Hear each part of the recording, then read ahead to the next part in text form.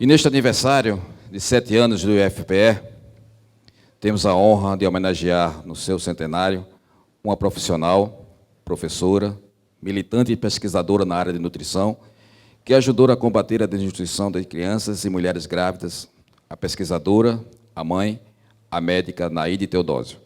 Formada em Medicina pela Universidade do Recife em 1946, Naide Teodósio tornou-se professora da Faculdade de Medicina em 1962. Era conhecida não só por suas pesquisas na área de nutrição, mas também por ter sido militante política, o que acabou resultando na sua prisão em 1964. Como pesquisadora, Naide se destacou ao promover o uso de um suplemento nutricional de baixo custo chamado Protemol, com o intuito de ajudar no combate à desnutrição e à anemia de mulheres grávidas e crianças. Naide Teodósio deixou um legado importante para a sociedade, tanto no aspecto científico quanto político. Ela sempre demonstrou ser incansável na luta pela concretização dos sonhos, uma sociedade justa, sem excluídos. Para entendermos melhor a trajetória desta homenageada, a médica Naide Teodósio, assistiremos agora a um vídeo que resume a sua trajetória. Naide Regueira Teodósio. Naide, minha mãe, Regueira Teodósio, ela nasceu em Siriaém, na usina Trapiche, em 6 de junho de 1915. O pai dela era prefeito de Siriaém e era um administrador do engenho que pertencia à usina Trapiche.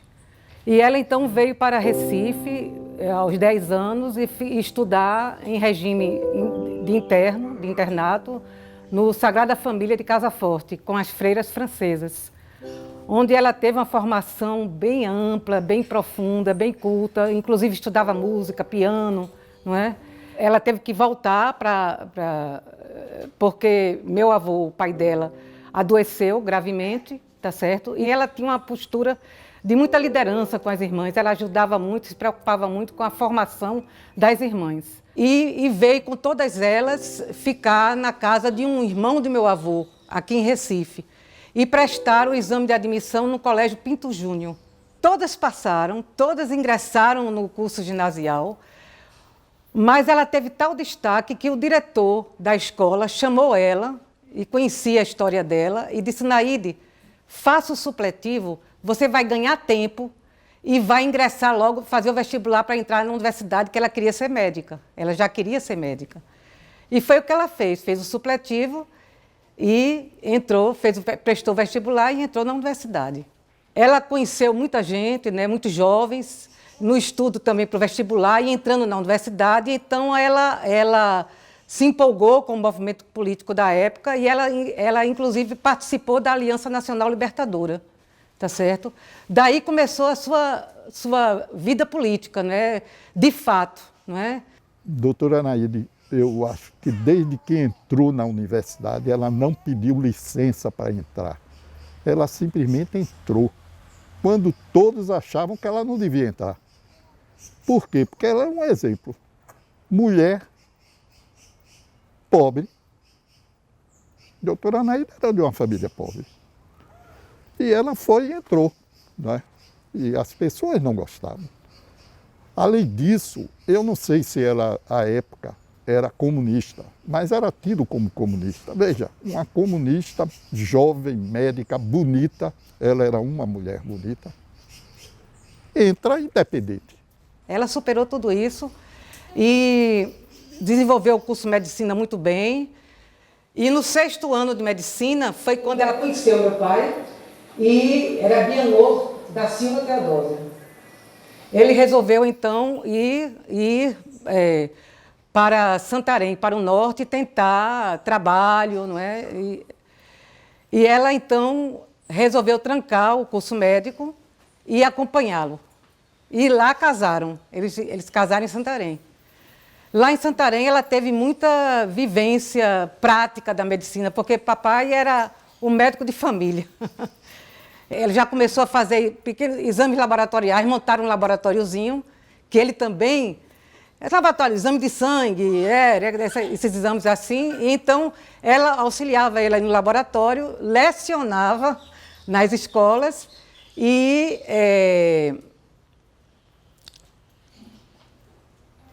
E acompanhava ele, por exemplo, no parto. Ela acompanhava para auxiliar o parto, como uma espécie de enfermeira mesmo, né? Fizeram o exame de livre docência, que hoje tem o doutorado, mas continua havendo livre docência, que é um grau maior do que o doutorado. É como se fosse um pós-doutorado, não é?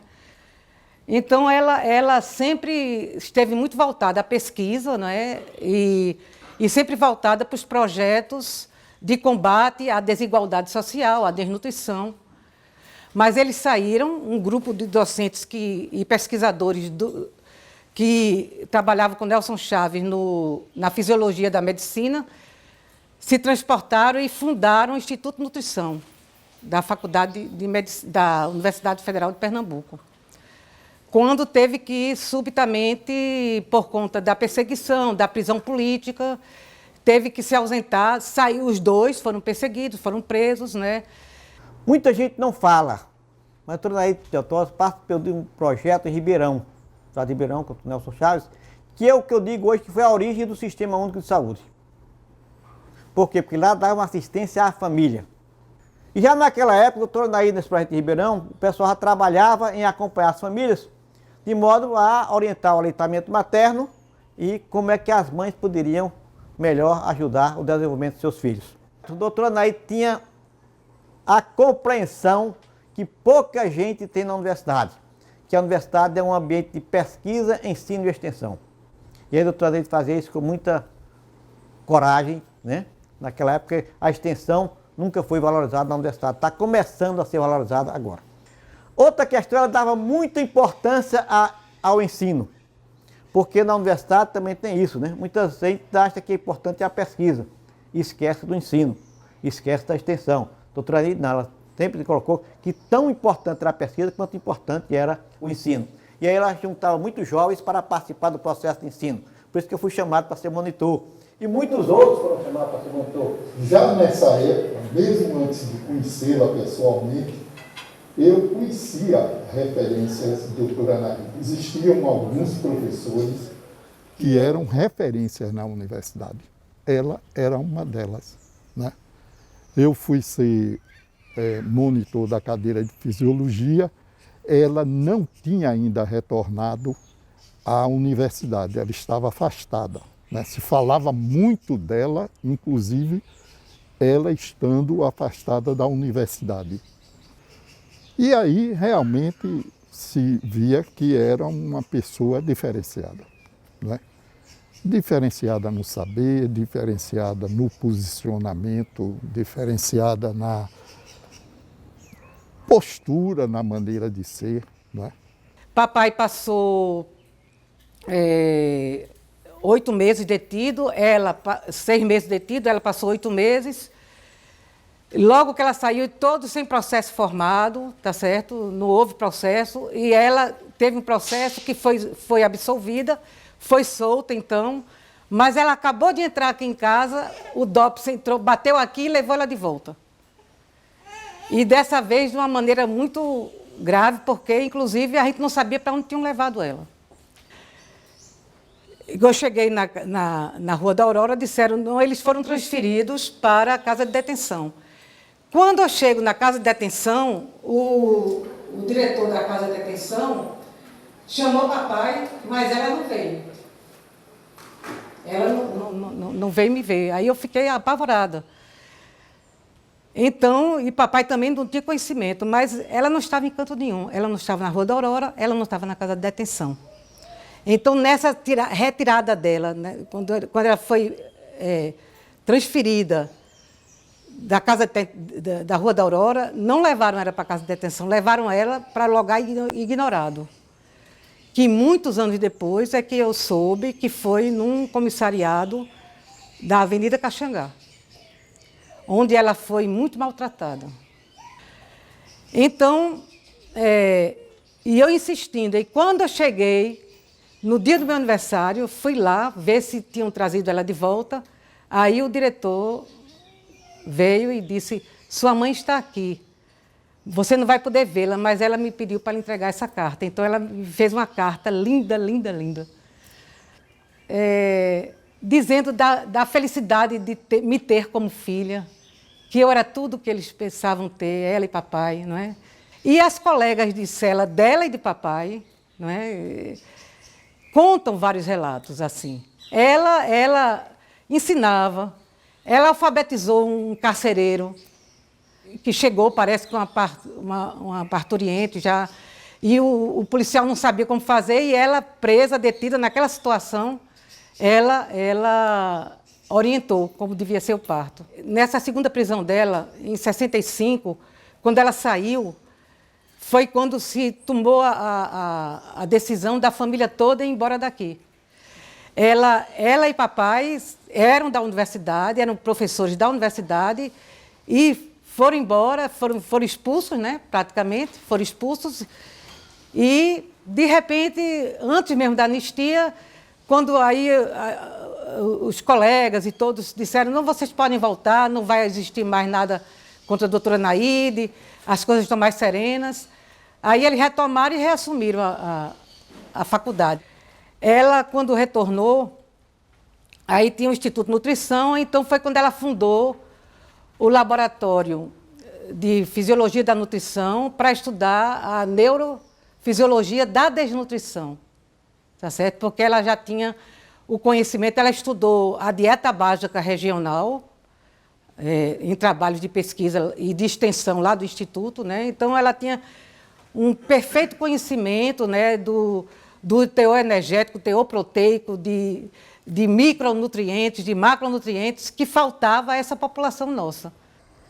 Bom, o que eu me lembro da convivência com eles é sempre um aconchego muito grande, um acolhimento muito grande, a casa sempre cheia, sempre me apoiou, eu devo ter feito ciências sociais, o que, né, que ela dizia sempre para mim, que era uma coisa muito boa, porque ela achava que se ela pudesse escolher, ela teria feito também, que ela fez medicina também, porque ela tinha que, né, conseguir o sustento da família e tudo. Eu me chamo Naide Teodósio Valois Santos, sou neta de doutora Naide Teodósio. Para mim, sempre foi uma honra, né, ter o mesmo nome que ela. E em alguns momentos um pouco de desafio também, porque eu terminei escolhendo a mesma profissão que ela, né, sou médica, e a expectativa sempre é muito grande, né, inclusive com neta e com o mesmo nome. Mas, na verdade, o que fica mais forte para mim é a honra mesmo de poder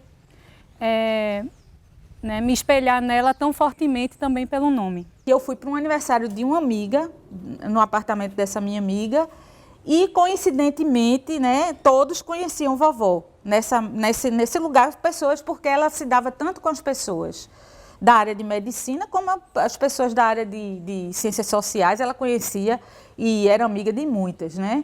Então, algumas dessas pessoas que estavam lá na casa dessa minha amiga começaram a falar de vovó. E o aniversário era dessa minha amiga, mas no final de tudo, quando começou uma a falar de vovó, o outro, cada um tinha uma história para contar sobre vovó. E aí, no final, todo mundo disse, nós precisamos fazer um brinde para a doutora Naide. Aí o brinde foi para ela, não foi para o aniversariante. Todos os congressos que eu vou, qualquer oficina, seja aqui, seja em São Paulo, no Rio, qualquer espaço que eu esteja, alguém fala, você é neta da doutora Naide, conta uma história dela, e sempre com muito carinho, e sempre enfocando muito esse lado dela, preocupada sempre com o social, com o bem-estar de todo mundo, com a evolução da sociedade para que fosse mais justa e que todo mundo pudesse ter a mesma oportunidade de ser feliz e de se realizar. Quando eu assumo a Secretaria da Mulher, então converso com o nosso querido governador, Eduardo Campos, e proponho a criação do Prêmio Naide Teodósio de Estudos de Gênero. Eduardo também era um fã de carteirinha da doutora Naide. Então, a coisa acontece imediatamente, nós juntamos, então, várias instituições do Estado, né? A FACEP, o IFPE, na Fundação Joaquim Nabuco, a Fundarp, para construir o Prêmio Naide Teodósio, que já está na sua 8ª ou 9ª edição esse ano, né, com o maior sucesso. Então, o que eu posso dizer? Onde Naide aparece, a vida se abre para algo de bom, de culto, de científico e de político. E ela morreu em 2005, quando eu tinha 3 anos. Eu nasci em 2002. Eu tenho algumas fotos com ela quando eu tinha poucos meses. E nessas fotos eu consigo ver que ela era bem feliz quando ela estava comigo. É de uma mulher incrível, tá certo? Uma mulher de uma força interior fabulosa, não é? De uma batalhadora, de uma pessoa que sempre foi livre e dona dos seus atos. Doutora Anaíde é um exemplo de mãe, de parente, de professora, de pesquisadora, de personalidade, sendo profunda nas suas posições.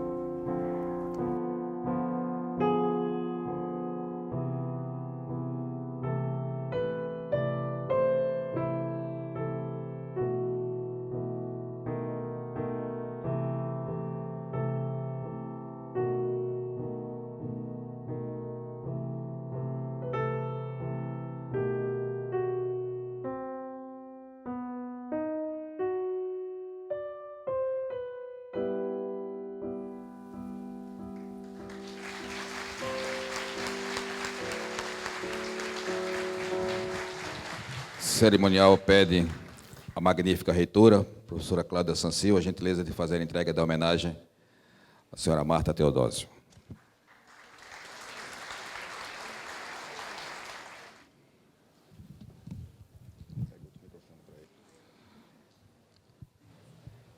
Senhora Marta, se a senhora quiser se pronunciar, o microfone está aí à sua frente.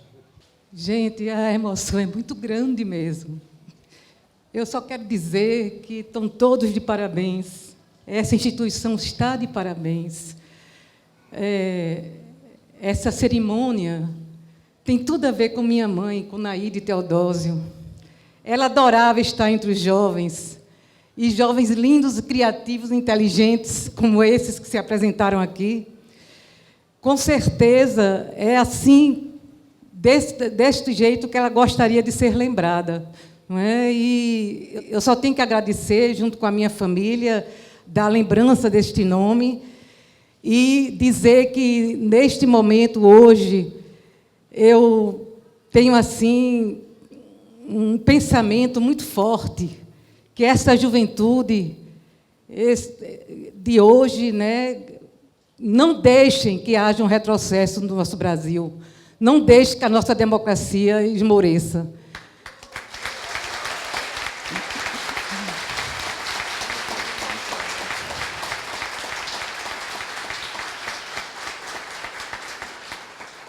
Quando a Suerda me telefonou e me perguntou se eu aceitaria uma entrevista, um depoimento, eu disse: Suerda, eu tenho tanto receio, porque eu não consigo falar daquele momento sem muita emoção, e às vezes eu me perco. E mesmo porque a geração de mamãe, a minha geração, nós fomos muito reprimidos, nós não tivemos liberdade de expressão. Tá certo? Jamais eu pensaria, aos meus 15, 16, 18, 20 anos, falar isso em público. Está entendendo? Porque eram momentos que jovens não podiam, pessoas não podiam ter mais de 2 na rua, porque já era tido como um núcleo subversivo, um núcleo que queria derrubar a ditadura. Bem, enfim, eu não vou roubar o tempo de vocês, que hoje é um momento de alegria. E quero parabenizar mais uma vez, inclusive porque este evento foi aberto com chave de ouro, com a apresentação desse coral, que mamãe gostaria até de estar dançando coco aqui com eles. Obrigada a todos.